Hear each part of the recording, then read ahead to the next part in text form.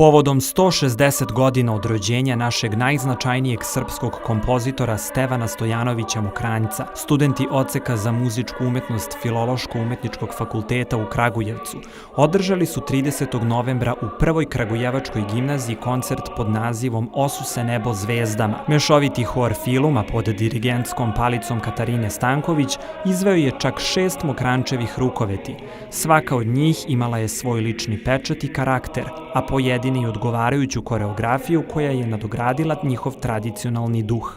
Mokranjčeve rukoveti su same po sebi vrlo interesantne, vrlo šarenolike, dosta promena tempa, dosta promena atmosfere u okviru same rukoveti, što naravno većina pesama, isto koje smo večeras izveli, imaju izvesnu ljubavnu notu, imaju odnos između momka i devojke, imaju savete iz starijih mlađima i tako dalje. Tako da moj je zadatak i cilj bio da studentima sve to približim i da na kraju krajeva kroz scensku kretnju, dakle ne nekog igračkog karaktera, ali da kroz scensku kretnju približimo i možda malo široj publici svu tu lepotu i na taj način da ne samo kroz tekst, nego i kroz vizualni efekat probamo da oživimo i to vreme i te događaje koji su se dešavali i na kraju krajeva koje ove pesme i pišu. Na koncertu je nastupio i gudački kvartet klase Miloša Veljkovića i Gorana Kostića, kao i studenti solo pevanja klase Marine Trajković-Bidžovski uz klavirsku saradnju Dragane Dimić. Jedna za drugom ređale su se pesme iz Srbije, Bosne, sa Kosova,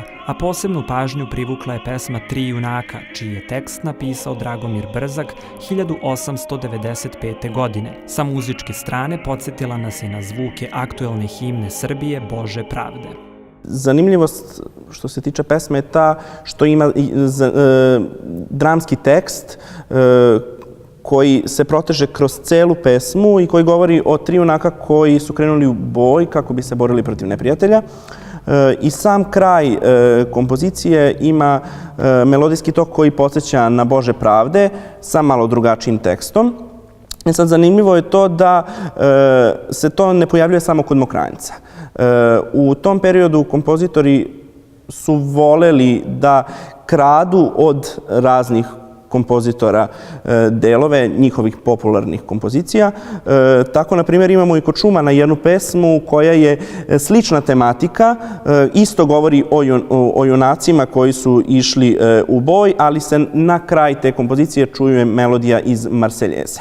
Mladi i entuzijastični studenti Odseka za muzičku umetnost priredili su još jedan u nizu koncerata umetničke muzike koji zavređuje posebnu pažnju auditorijuma. Čini nam se da ukoliko izvođači umetničke muzike nastave da pomeraju ustaljene koncepte nastupanja, publika će biti zadovoljnija i posetilaca će biti više.